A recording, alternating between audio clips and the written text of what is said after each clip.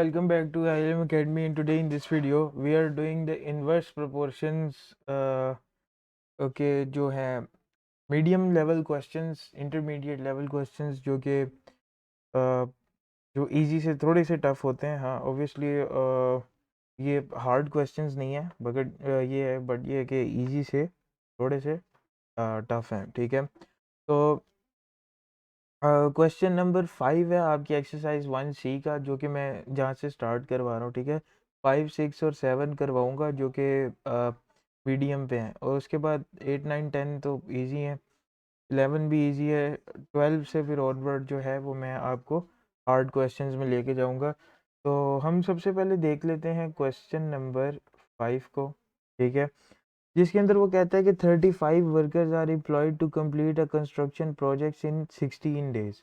ठीक है, 35 वर्कर्स हैं। ठीक है, और जिनको एम्प्लॉय किया और वो जो एक प्रोजेक्ट है वो 16 डेज में पूरा करते हैं। ठीक है, और दूसरे पे उसने ये बोला है before the project starts the boss of the company is told that he needs to complete the project in 14 days.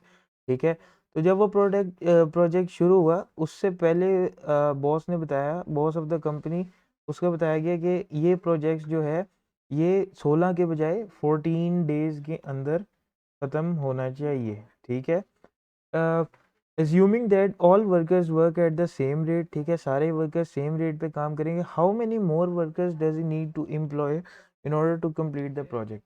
ठीक है, अब प्रोजेक्ट कंप्लीट करने के लिए उसे कितने वर्कर्स, 35 से कितने वर्कर्स ज़्यादा चाहिए। सबसे पहले देखो, अगर 35 वर्कर्स 16 डेज लगा रहे हैं काम करने में, तो 1 वर्कर का निकालने के लिए ऑब्वियसली दिन ज़्यादा लगेंगे। तो 35 को हम मल्टीप्लाई बाय 16 कर देंगे तो हमारे पास एक वर्कर की जो है ना वो निकल आएगी कि एक वर्कर को काम करने में कितने दिन रिक्वायर्ड है।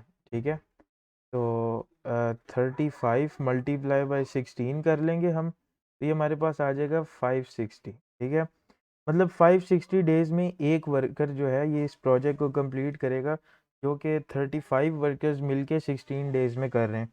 ठीक है, अच्छा दूसरा उसने बोला कि 14 डेज, इसको अब आप 14 पे डिवाइड कर दो और देखो कि कितने वर्कर्स लगते हैं। ठीक है, क्योंकि देखो पहले आपने करना था 16 डेज में कंप्लीट, मगर वो अब आपसे 14 डेज में मांग रहा है। तो एक प्रोजेक्ट को अगर एक वर्कर ख़त्म करता है तो 560 डेज लगते हैं, तो इसको अगर हम 14 पे डिवाइड करेंगे तो हमारे पास नंबर ऑफ़ वर्कर्स आ जाएंगे कि कितने वर्कर्स चाहिए होंगे इस काम को 14 डेज में ख़त्म करने के लिए। तो 560 को हम डिवाइड कर देते हैं 14 से, तो ये हमारे पास आ जाएगा 40। इट्स मीन हमें 40 वर्कर्स चाहिए काम को 14 डेज के अंदर ख़त्म करने के लिए। ठीक है, तो उसने ये क्वेश्चन नहीं पूछा कि वर्कर्स टोटल कितने चाहिए, उसने पूछा कि कितने वर्कर ज़्यादा चाहिए। तो पहले हमारे पास 35 थे, उसमें से आपने माइनस कर देने हैं 40 को, पीछे जो आपका आंसर बचेगा वो बचेगा 5। इट्स मीन 5 वर्कर्स जो है ना वो हमें और चाहिए होंगे इस प्रोजेक्ट को सॉल्व करने के लिए। ठीक है, ये हो गया आपका क्वेश्चन नंबर 5 डन। अब हम आइए थे क्वेश्चन नंबर 6 के अंदर।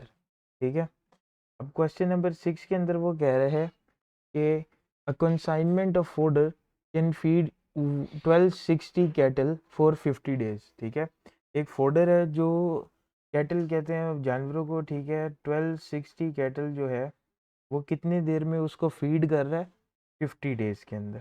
ठीक है, वो फोडर जो है, given that all the cattle consume the fodder at the same rate. ठीक है, सारे कैटल सेम रेट पे कंज्यूम कर रहे हैं, क्योंकि अगर ये रेट वेरिएबल हो ना तो जवाब इस तरह नहीं निकलता जिस तरह अभी हम निकाल रहे हैं बस, क्योंकि बाकी सारी चीज़ें सेम होनी चाहिए और कोई एक चीज़ वेरिएबल होगी तो जवाब चेंज नहीं वो एक्यूरेट निकलेगा। तो पार्ट 1 के अंदर उसने हमसे क्या पूछा है वो देख लेते हैं। पार्ट 1 के अंदर उसने हमसे पूछा कि number of cattle an equal consignment of fodder can feed for 75 days. ठीक है, 50 डेज में तो हमें पता लग गया 1260 कर रहे हैं, 75 डेज के अंदर कितना करेगा। ठीक है, तो सबसे पहले तो हम क्या करेंगे कि ऑब्वियसली एक डे निकालने के लिए देखो ना 1260 50 डेज में हो रहा है, तो एक डे में ऑब्वियसली ज़्यादा ही होगा, तो 50 को मल्टीप्लाई कर देंगे 1260 से, ठीक है।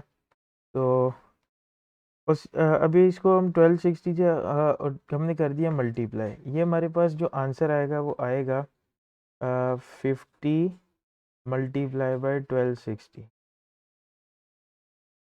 ये आ जाएगा कि हाँ जी, अब 50 डेज के बजाय अगर एक दिन में करना चाहो तो आप 63,000 आपकी जो है वो कैटल फीड जो है वो एक दिन में इतना लोड पड़ जाएगा, क्योंकि वो 50 डेज के अंदर इतना पड़ रहा है ना, एक दिन के अंदर इतना पड़ जाएगा, ठीक है।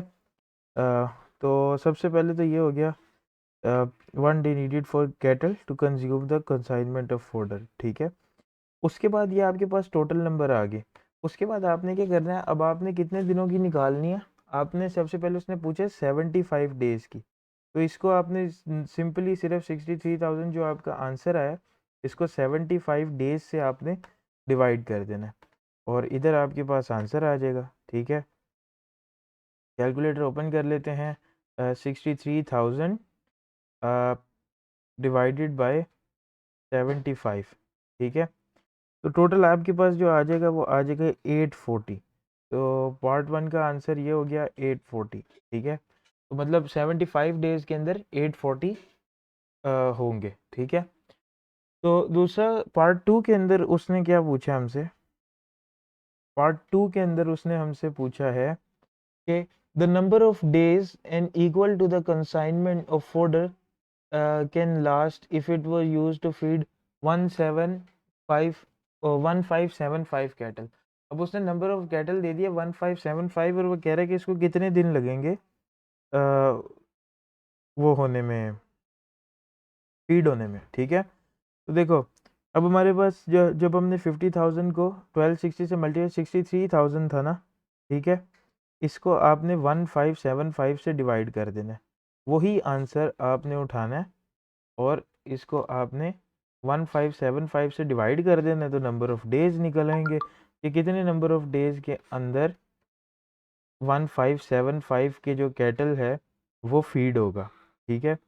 तो इसको आप डिवाइड कर दें और डिवाइड करके हम देखते हैं हमारे पास क्या आंसर आता है, ठीक है। तो 63,000 डिवाइडेड बाय 1575, ये हमारे पास आ गए 40 डेज, इसको लगेंगे 40 डेज, ठीक है। तो ये हमारे पास जो है वो क्वेश्चन 6 सॉल्व हो गया, ठीक है। अब हम आ जाते हैं हमने क्वेश्चन नंबर 7 के ऊपर, ठीक है, जिसके अंदर वो कहता है कि एक स्पोर्ट्स कैंप है, at a sports camp there is sufficient food for 72 athletes for last 6 days, ठीक है। वो कहता है कि 72 एथलीट्स जो हैं, जो स्पोर्ट्स पर्सनस हैं, उनके लिए जो सफिशिएंट फूड है वो 72 एथलीट्स के लिए 6 दिन गुजारने के लिए, ठीक है। 72 एथलीट्स के लिए कितने 6 दिन गुजारने के लिए 6 डेज, मतलब 72 एथलीट्स जो है ना वो मिल के इस जो बैकअप पे इस फूड के ऊपर 6 दिन गुजार सकते हैं, ठीक है। तो सबसे पहले हम एक एथलीट का निकाल लेते हैं। अब जब एक एथलीट का निकालना है तो ऑब्वियसली 72 को जब आप 6 डेज पे मल्टीप्लाई करेंगे तो ये आपके पास एक एथलीट का निकल आएगा कि अगर 72 इकट्ठे एथलीट्स को 6 डेज लगते हैं, एक एथलीट को तो जो है वो लगेंगे 432, मतलब एक एथलीट के लिए जो खाना होगा वो सॉरी 432 इसके डेज निकल आएंगे एक एथलीट के लिए, ठीक है। और वन एथलीट हमारे पास 432 डेज का बैकअप होगा, और यही अगर हम 72 एथलीट्स को खिलाते हैं तो सिर्फ 6 डेज का बैकअप होगा, ठीक है। तो ये 432 डेज निकल आए हमारे पास, ठीक है। अब इसको जब आप अब देखते हैं उसने क्वेश्चन में क्या पूछा, उसने पूछा कि if 18 athletes are absent from the camp, how many more days can the food last for other athletes.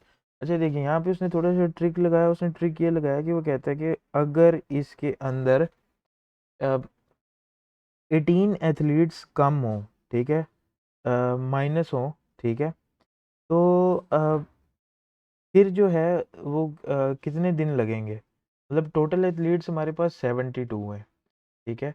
उसमें से वो कह रहा है कि अगर 18 एथलीट्स नहीं होते तो फिर कितने दिन लगेंगे, ठीक है। तो आपको तो पता है 72 एथलीट्स को 6 दिन लग रहे हैं खाना खाने में, मतलब खाने का बैकअप जो है वो 6 दिनों का है। तो अगर हम 72 एथलीट्स में से 18 एथलीट्स को माइनस कर देते हैं जो कि उसने क्वेश्चन में बोला है, तो सबसे पहले हम ये कर लेते हैं 72 -18, ठीक है। तो हमारे पास आ जाएंगे 54 एथलीट्स, ठीक है। अब यहीं पे आप 432 को जब 54 एथलीट्स पे डिवाइड करोगे तो आपके पास अ, वो निकल आएगा, नंबर ऑफ डेज निकल आएंगे कि अब 54 एथलीट्स के लिए बैकअप पे कितने दिनों का खाना है, ठीक है। तो आप जो है अब इसको डिवाइड कर लें, 432 डिवाइडेड बाय 54, और ये आपके पास आ गया 8 डेज का, ठीक है। मतलब अगर 54 एथलीट्स खाते हैं तो आपके पास 8 डेज का खाना आ जाएगा। और उसके बाद उसने पूछा कि how many more days can the food last for the other athlete. अच्छा, वो कहता है कि पिछले दिन थे 6, अब अगर हम एथलीट्स की क्वांटिटी कम कर दें तो कितने दिन ज़्यादा हो गए हैं, ठीक है। तो दिनों का जो डिफरेंस है वो निकालने के लिए क्या करेंगे, 8 डेज -6 डेज, तो हमारे पास 2 डेज का डिफरेंस आ गया। इसका मतलब ये है कि 2 डेज जो हैं वो हमारे पास एथलीट कम करने से 2 डेज का बैकअप बढ़ गया। तो ये 2 इसका आंसर है, ठीक है, 2 डेज। और ये जो है आपका क्वेश्चन नंबर 7 जो है वो हो गया है कंप्लीट, ठीक है। क्वेश्चन नंबर 8 बिल्कुल वही है कि if z is proportion to x, inversely proportional to x, तो फिर उसने x और y की वैल्यू दी हुई है और फिर उससे आपने फाइंड कर लेना है। 9 भी इसी तरह है, 10 भी इसी तरह है। 10 तो बल्कि टेबल है और टेबल सबसे इजी होता है, ठीक है।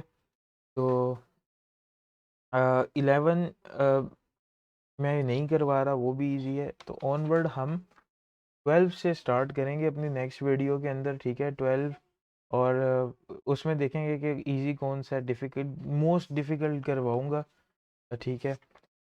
अगर 12 मोस्ट डिफ़िकल्ट ना हुआ तो मैं उसको स्किप कर दूंगा, ठीक है। इस वीडियो के लिए इतना ही, मिलते हैं नेक्स्ट वीडियो में, तब तक के लिए please like and subscribe my channel.